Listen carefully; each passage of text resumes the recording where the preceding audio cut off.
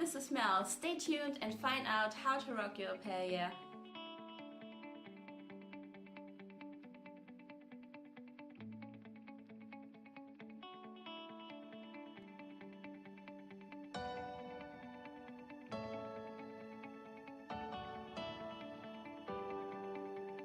Many girls have trouble with homesickness. Actually, probably every au pair, including me when I was an au pair. Everybody gets homesickness sometimes. But I truly believe that if you make this country, this new country that you're going to, your second home, it is a lot less likely that you get homesick, or you will probably still get a little bit homesick, but it is a lot less likely that you get so homesick that you really need to go home. So today I am going to talk about how you can make your new country your second home, and a bit further towards the end of the video, I'm going to talk about what you can do when you actually do get homesick. Let's start with how can you actually make a country that you're going to your second home.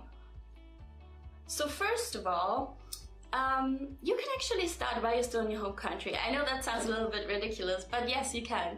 Because when I look back to my first au pair experience, which was when I went as au pair to the USA, I looked up so many things about the US. I read about the US, I started to read a book in English to improve my English, and I just did a lot of things to prepare myself mentally for this journey. And when the day of my goodbye party came, my friend said to me, "Melanie, why are you so calm? You're flying to the US tomorrow, it's your first flight in your entire life, and you seem completely calm. What's up with that?" And so I was like, well, I've prepared myself. I've thought about this for months. I've wanted to do this for a long time. And so I was actually pretty much calm. I mean, obviously, when I got into the airplane and the whole journey started, I was excited, but it was good. So what I'm saying is, you can actually prepare yourself before you go. You need to know what you're getting yourself into. So first of all, I'm sure you know why you want to go to the country you're going to. But the country you're going to is probably a big country, and so you need to look at the region that you're going to. Where exactly are you? What are your surroundings? Look at Google Maps, look at the bus connections, look at the train. Just be familiar. If you know all these things, and I'm not saying you need to know everything, definitely not, but if you know a lot of things, it'll make you feel very welcome. And so this is where the journey already begins, when you're back home. So this is the first step. Now, step number 2, when you arrive. So step number 2, if you really want to make those surroundings your town, your city, if you want to feel like a local, you actually need to meet the locals. There's nothing wrong with meeting other au pairs, and you should definitely do that too. That's totally cool. But it is also amazing to meet the locals, and you won't be tempted speaking your own language if you have another language. And if you're going abroad, for example, to learn English, this would be just a great time. When you meet the locals, obviously they will only speak in their own language with you. So what I did when I first arrived in Australia, I asked my host family, where in this area are acting classes? Like, is there a theater that you can recommend? Because acting was one of the things that I always wanted to do. So think about it. What is one of the things that you always wanted to do? And then you can Google it. You can ask your host family. You can ask, maybe you've already made some friends. So just ask around, but don't wait too long, because I personally think it's very important to start when you get there. That's when you don't know your surroundings, when you don't know many people. So when I arrived in Sydney, and I think it was the first week when I arrived in Sydney, I went to the theater. And I actually went there, I didn't just look it up, and I spoke to the people at the theater, and they explained a bit, and they said, so now you can think about it. And I said, you know what, I'm going to sign up for it right now. And that was one of the best decisions I made, because I had such a fun time at that theater. I made so many incredible people, and I was the only traveler. Everyone else in this class was from Sydney. They were all locals. And I had such a great time, and I had such a great opportunity to make friends. So what is it that you wanted to do? Did you want to play football? Did you want to dance? Did you want to... really anything. Just think about what you wanted to do, and when you arrive, make it a point to sign up pretty much straight after your arrival, because that is just the best time to sign up. The other thing that really helped me when I arrived in Sydney, Australia, was that the au pair was still there and she worked me in, and she said, you know, do you want to come out and meet my friends, because they're actually staying. I'm leaving, but they're staying. And that's also one of the best decisions I made. I mean, I think it was actually a day I didn't really feel like going out, but I was like, okay, I probably should, because I don't know anybody here. So I went out, and some of those girls actually became my best friends during this au pair time. And I was just so grateful that I had the chance to meet them in my first week in Sydney. And so that's another thing that I would really like to advise you. When you arrive and people make offers to you, even if you don't feel like it, it's probably a good idea to say yes.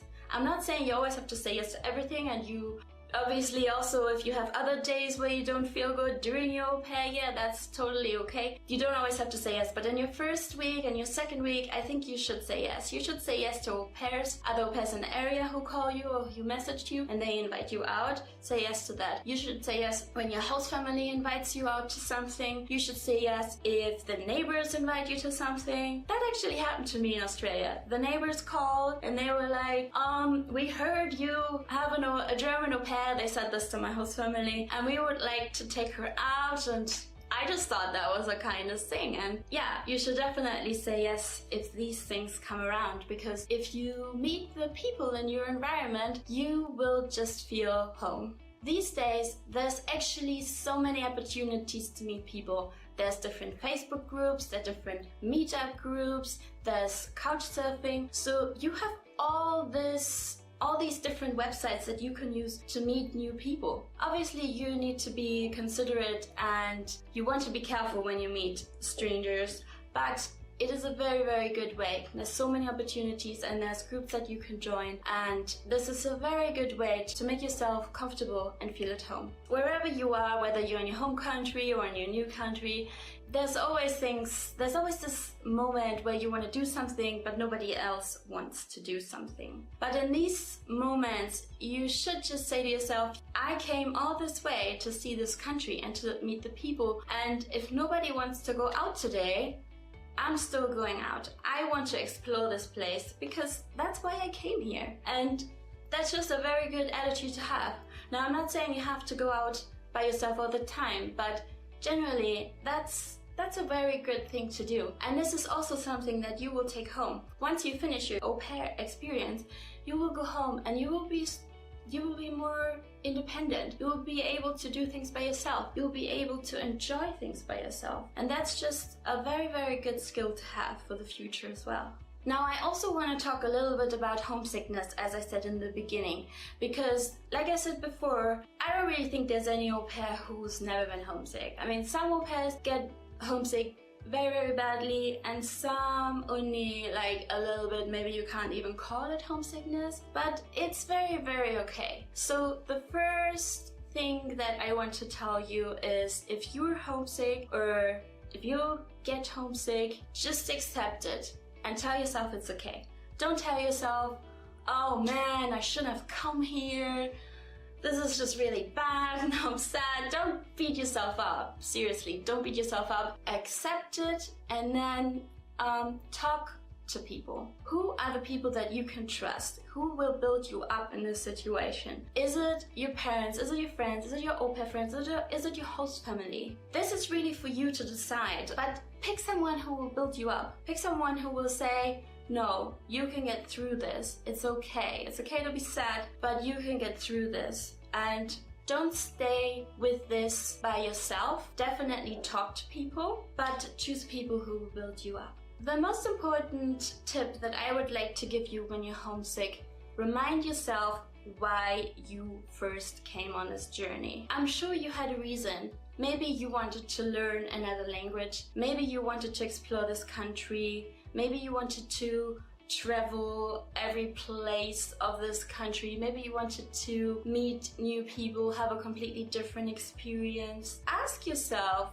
why did I come here? I'm very sad right now, but why did I come here? And then make plans. In my interview series on my blog Everywhere Mel, I think I asked this question to almost every au pair that I've interviewed, and most of them said what helped them the most when they were very homesick, they made travel plans. They met up with their friends and they said, look, let's go on a weekend trip, or this summer we wanted to plan this and this and this, why don't we plan it now? This is a very good time to plan something that you can look forward to. That's really what it is about. You need something to look forward to all through your au pair year. Don't just shut your door, lie in your bed and cry, although obviously you can do that sometimes, that's okay, let it out, but you need to then get up, get out and make plans, because that's what will help you the most.